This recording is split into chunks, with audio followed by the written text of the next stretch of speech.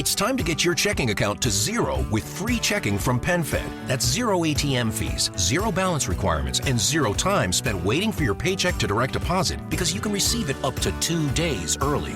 Open your account with just $25 and see how big zero can be. Apply online today at PenFed.org/free checking. Early direct deposit eligibility may vary between pay periods and timing of payer's funding. To receive any advertised product, you must become a member of PenFed, insured by NCUA. PenFed's got great rates for everyone.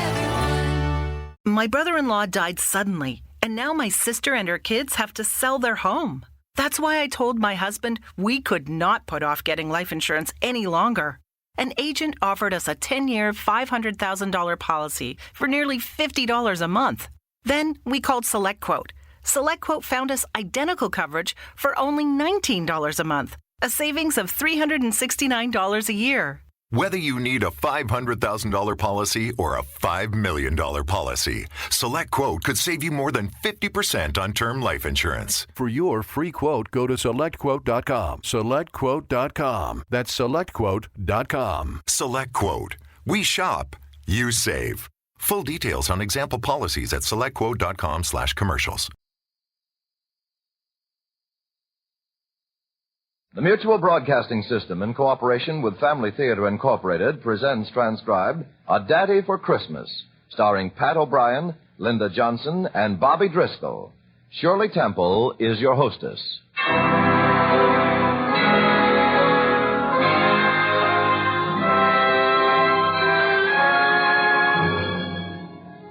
More things are wrought by prayer than this world dreams of.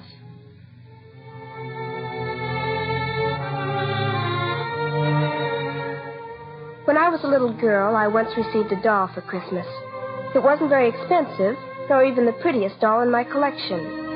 But I kept that doll and cherished it long after my other Christmas toys had disappeared. It came from someone I loved, someone who loved me, too. No matter how high the gifts are piled, any Christmas tree is bare which doesn't have love around it. That's why it's so important for us to make our homes places of love. Not just Christmas Day, but every day of the year. And one thing is certain. Love is always present in the home where daily family prayer is a practice. Family prayer will bring love and goodness and understanding, the best Christmas gifts any family can receive. Shirley Temple will speak again following our Family Theater play, A Daddy for Christmas, starring Pat O'Brien, Bobby Driscoll, and Linda Johnson.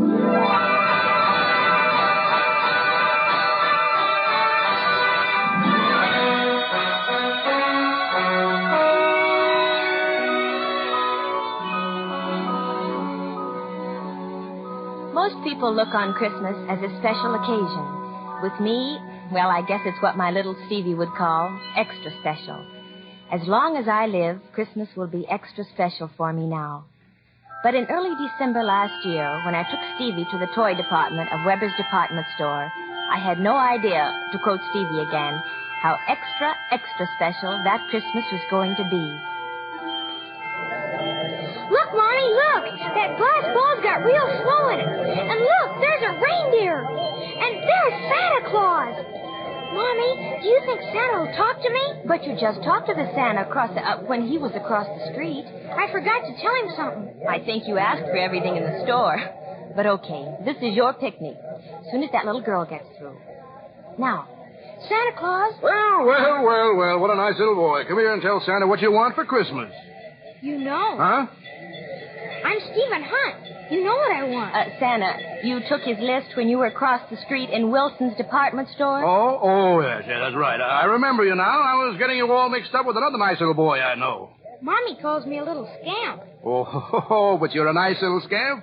I'll tell you what, son. I left my notebook across the street. So, how about you giving me that list of all the things all over again? First, what's your address? Stephen Hunt, 2228 Elm Street. All right, Stephen. Now, what do you want for Christmas? Well, I want the sled. Mm-hmm. The bicycle. With 2 wheels? With 3 wheels. Oh, that's a tricycle. I don't want a tricycle. I want a bicycle. With 3 wheels? Uh-huh. 1 bicycle with 3 wheels. I got it. And I want a scooter, a pony, a wagon, and I want a daddy. Daddy? His daddy didn't come back from the war. I don't think Stevie remembers him, but But all his friends have daddies. And I want a daddy, too. I'm afraid a daddy is a little out of Santa Claus's line, darling. Son, let's check that address again. Stephen Hunt, 20... Stephen Hunt, 2228 Elm Street.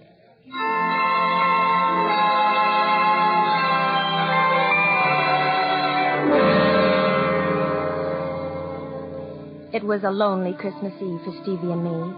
Christmas away from my folks and my late husband was just a bit hard to take. But my job as secretary in a lawyer's office didn't allow me time for a trip home. Stevie and I lived in a made-over two-room apartment in one corner of a family dwelling with an entrance off the driveway. Mrs. Rawson, my landlady, who took care of Stevie when I was at work, was visiting her daughter's family that evening and over Christmas Day. Stevie and I were alone. Stevie kept rearranging the few wrapped packages at the foot of our little Christmas tree. All right, Stevie, off to bed. I said to bed, not to the window. I'm looking for Santa Claus. Now get to bed. Santa will come after you're asleep.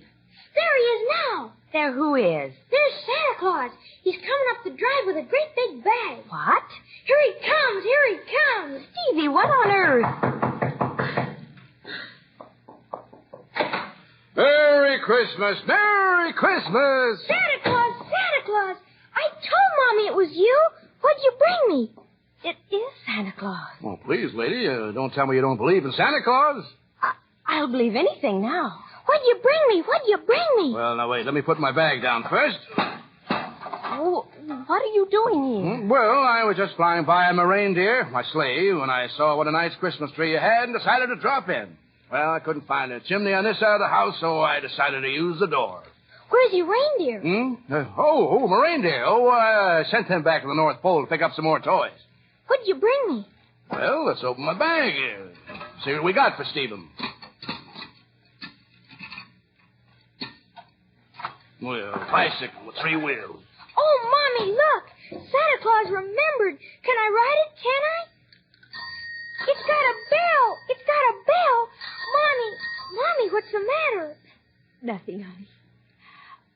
I'm just happy because Santa Claus remembered.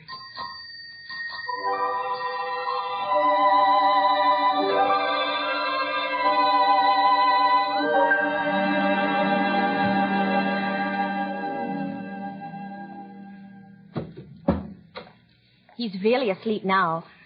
That, Santa suit must be awfully hot. Would you like to take it off? I'll say. There. Now the beard. Oh, that feels better. Why, you... What's the matter? You're a young man. Is that bad? No, but I just thought Santa Claus was older. I mean... You mean you thought Santa Claus was older? Well, I hope you're not disappointed. My name's Joe Regan. Pleased to meet you, Mr. Regan. Won't you... Joe. Won't you please sit down? Ah, thanks. Now, tell me, why did you do this? Not that I don't appreciate it, but... I had to. After all, I'm Santa Claus. And a swell little kid with a pretty and nice-acting mother comes up to me and says, Santa, I want a bicycle with 3 wheels. Well, what kind of a Santa Claus would I be if I didn't come through? But why Stevie? There must have been thousands of boys and girls who asked you for presents. Why Stevie? Well, maybe it's because he asked for something different. He said he wanted a daddy for Christmas. Oh, no. That's going too far, Joe. I mean, Mr. Regan. Oh, no, don't get me wrong. I'm afraid Stevie won't get his daddy for Christmas. Maybe by Easter? You don't think... Oh, no, of course not, but already I like you a good deal. Well, I like you, too, but... We sound like a couple of kids. A couple of nice kids, I'll have you know. Joe, you're crazy. You're the most audacious, Oh, you're very nice, Joe, but that tricycle must have cost a lot of money. You'll have to return it. I won't take that bicycle with 3 wheels away from Stevie. You do it. Oh, no, I couldn't. He already loves it. All right, you win. He keeps the tricycle. 1 round for Joe Regan. But about that daddy business, that's out.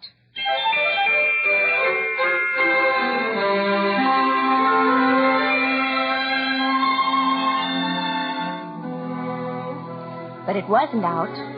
Joe kept coming around, sometimes to see me and sometimes to take Stevie, who adored him, for an outing. We were married shortly before Easter, and we were lucky. We found a little furnished house in a nice section of the city, and I talked Joe into quitting the job he had in a furniture factory, where he did a lot of manual labor, into taking a sales position with the Jensen Hardware Company. Strangely, Joe balked at this and insisted he preferred working with his hands, but he finally gave in. After all, the new job held something of a future. The best part of it all was, for the first time in his war-born life, Stevie began to know what a home was. Strike three. You're out. I am not. That was a foul tip. You're out. You're out. All right, we'll have to ask the umpire. Jimmy, wasn't that a foul tip? You struck out. 1, 2, 3, you're out. Oh, you kids are ganging up on me. It's my bat. Stevie! Dinner! Hear that, Stevie? I got a bat first. No, can't keep Mother waiting. Last one at the house of the monkey's uncle. So long, Jimmy. So long. See you in the morning. Hey, you got a head start. I beat. You're a monkey's uncle. Hello, Mommy. Daddy's a monkey's uncle. Hello, darling. My, you're getting harder to pick up every day. Well, how about it? Doesn't a monkey's uncle get a kiss? Better.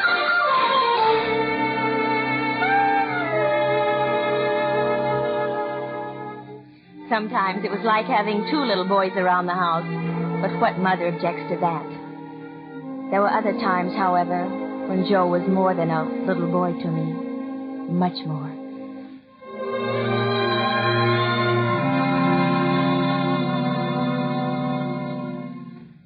Honey, why did you marry me? What? Why did you marry me? What? How can you ask a question like that? Well, I guess, when I used to pester you about it, I used to tell you Stevie needed a father, and that was my main sales talk. Joe, I married you because I love you. I need you. You should know that. Well, yes, of course. But the way you do it on that kid, well... Joe, I love you so much. I guess I did almost from the start. When I was Santa Claus? No, silly. Well, that's when I fell in love with you. Just as soon as Stevie told me he wanted a daddy, and I looked at you realizing I had a chance. You looked like everything I wanted.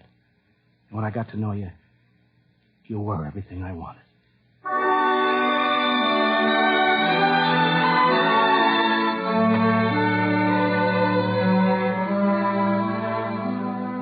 And Joe was everything I wanted. At least that's what I thought until late one afternoon in August. Hello, Mary. What's the matter? Joe, the lights won't go on. They're on next door, and I checked the fuses. Joe, you didn't forget to pay the bill. I'm afraid I did forget, honey. I didn't have anything to pay it with. I thought they gave you a second notice. But, Joe, we budgeted. Why didn't you have anything? I was fired last Thursday. The boss didn't think that You haven't been working a week and you didn't tell me? I'm sorry, honey. I didn't want to worry you. But you've been leaving the house the same time every morning. I didn't want you to know until I got something new. You seemed to take it for granted I was doing so well. I just didn't want to worry you, that's all. No, don't do anything to worry me. Just have the light company turn off our lights without notice. I'll have them on again tomorrow. But how? I said I'd have them on tomorrow, and that's enough. Don't speak to me like that. Well, stop putting me through a third degree. Now I suppose you want to know why I got fired. Well, it's because I'm a lousy salesman, that's why. You're the only one who thinks I'm a personality kid. Don't worry, Joe. You'll get something better, something with a real future. And about the bill, I've got some money saved. I said I'd pay that bill.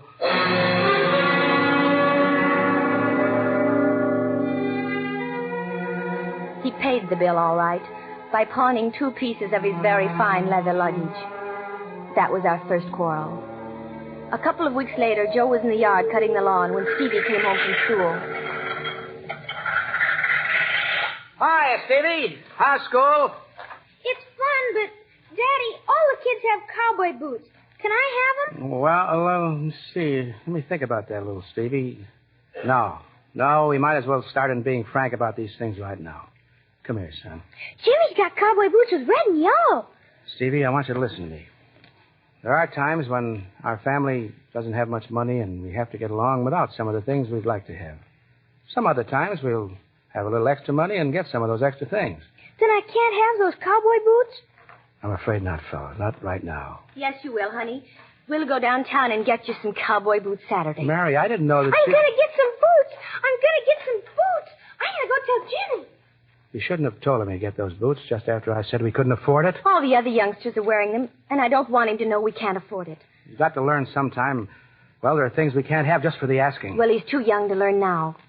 All right. But how can we pay for them out of my unemployment money? I got a little money from my folks this week. They sent it to help outfit Stevie for school.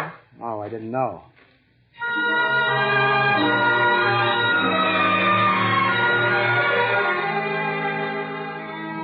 The way his shoulders drooped when he turned for me to walk into the house. I wanted to run after him and cradle his head in my arms like I do my other little boy when he's hurt. But I didn't. Weeks passed and Joe couldn't seem to find a job. At least not the kind I wanted him to have. But, Mary, every time I think I can get a job, you say it isn't suitable. What do you want to live like anyway? Joe, it's not me I'm thinking of. I just want to be sure Stevie gets all the things he needs. I see. I'll keep looking for the career job so Stevie can get all the things you think he needs.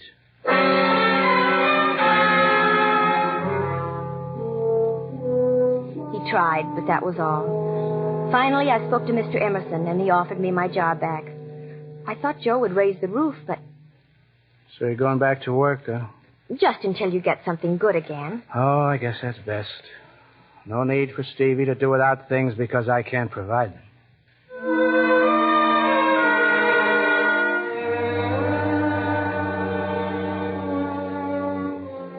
That's all he said. Somehow I'd have felt better if he'd objected. Even insisted I didn't take the job. So I returned to work for the first time since we were married. The third evening after work when I came home, the house was strangely quiet. Joe! Joe! Stevie! Stevie, honey, what's the matter? Oh, Daddy. What about Daddy? He went away. He took all his things. Oh, no. No, Stevie. Honey, did he leave anything? A letter from Mommy? Oh, here it is on the table. Dearest Mary. I know you'll think I'm a quitter and despise me for leaving this way, but it's going to be hard enough saying goodbye to Stevie. And I'm afraid you might change my mind, and we'd all be worse off. I can't stay. Can't marry because I can't be the things you want your husband and Stevie's father to be. I'll never do big things. In fact, I don't especially want to. I don't want to be anything more than just an ordinary guy. Bus driver, mechanic, something like that. That's the whole story. Goodbye, and good luck. And if by some strange chance I do get ahead, I'll try to make up for this. I promise. I'll love you always. Joe.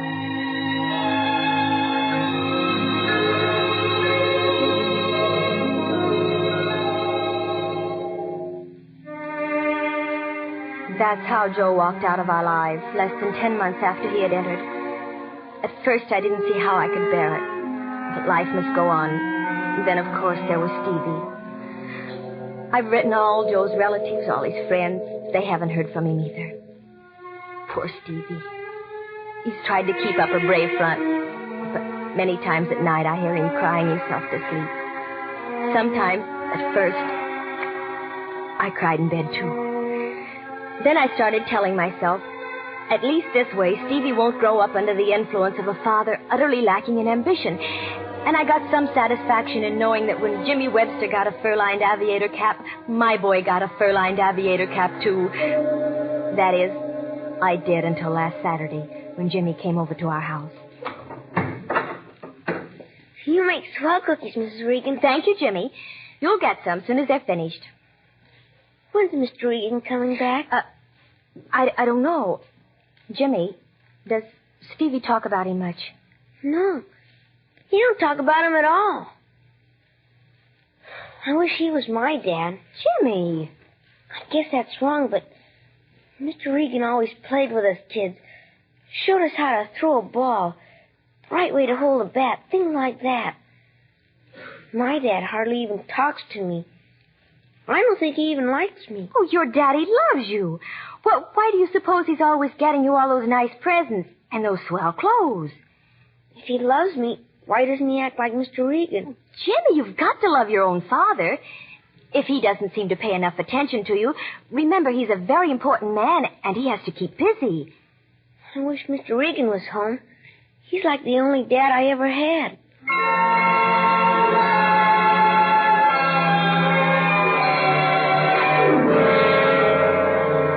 It was then I finally realized the terrible thing I had done to my Stevie and to Joe. And I'd had the nerve to nag him for not giving Stevie the things a father should. I'd even held up Jimmy's father as an example. Poor Joe. He must be feeling lonely, too. I suppose he was a department store Santa Claus again this year. Somewhere. Wonder what he's doing tonight. Christmas Eve. I could almost scream the way Stevie keeps looking out the window.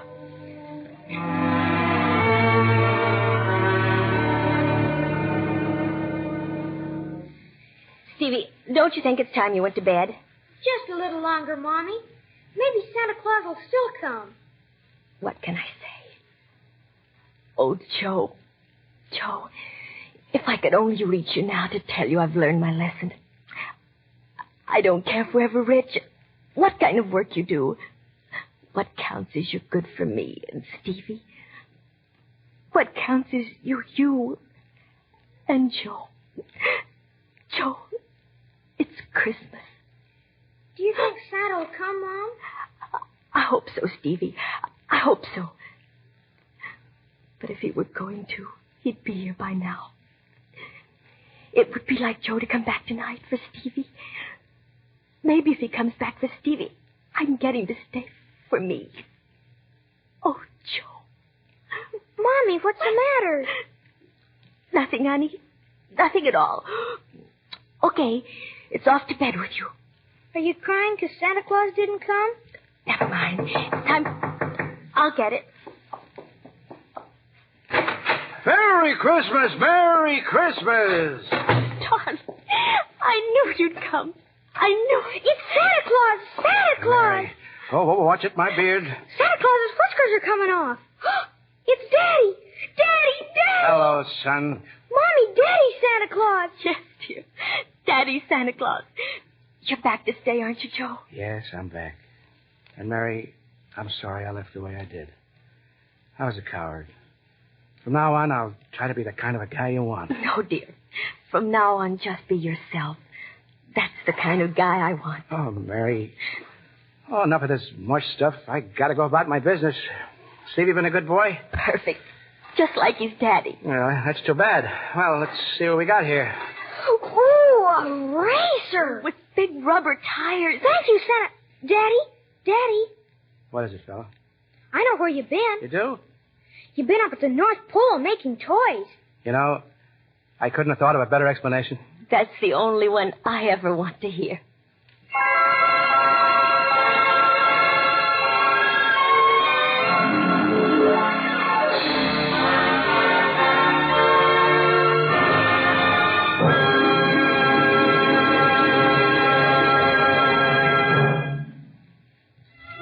This is Shirley Temple again. You know, poets often have the gift of expressing our feelings far better than we can ourselves. Here is a poem I think you'll like. It's called The Flight of Prayer. Who knows what wonders happen when we pray, what forces stir, what golden blessings run toward us on glad feet each time we say, in all sincerity, Thy will be done. We cannot follow with our mortal sight the flight of prayer. We cannot hope to chart its secret course. But suddenly a light dawns and the weight is lifted from our heart. For prayer has powers that we know not of, to heal and comfort, to provide and bless. All the resources of eternal love move to sustain us in the hour of stress, clothing us safely round with life and power in even the darkest and most urgent hour. Thank you for being with us, and God bless you. Our thanks to Pat O'Brien, Linda Johnson, and Bobby Driscoll for their fine performances, and to Jack Lyman for writing our play. Max Terre scored and conducted the music. This transcribed production of Family Theater Incorporated was directed by David Young. Next week, our Family Theater star will be Margaret O'Brien in Blessed Are They. Your host will be Dick Haymes. This series of the Family Theater broadcasts is made possible by the thousands of you who felt the need for this kind of program and by the Mutual Broadcasting System, which has responded to this need. Be with us next week at this same time when Margaret O'Brien and Dick Haymes will star on Family Theater. Tony Lafrano speaking.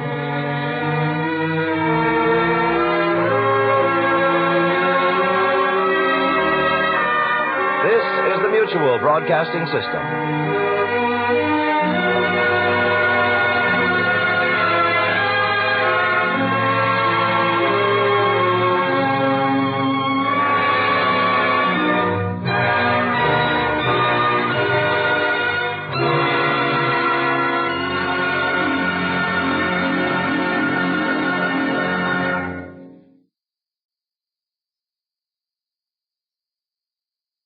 Ah, the sizzle of McDonald's sausage. It's enough to make you crave your favorite breakfasts. Enough to head over to McDonald's. Enough to make you really wish this commercial were scratch and sniff. And if you're a sausage person, now get 2 satisfyingly savory sausage McGriddles, sausage biscuits, or sausage burritos for just $3.33. Or mix and match. Price and participation may vary. Cannot be combined with any other offer or combo meal. Single item at regular price. Ba-da-ba-ba-ba. With Lucky Land Slots, you can get lucky just about anywhere. Dearly beloved, we are gathered here today to... Has anyone seen the bride and groom? Sorry, we're here. We were getting lucky in the limo and we lost track of time. No, Lucky Land Casino, with cash prizes that add up quicker than a guest registry. In that case, I pronounce you lucky. Play for free at LuckyLandSlots.com. Daily bonuses are waiting. No purchase necessary. Void where prohibited by law. 18+. Terms and conditions apply. See website for details.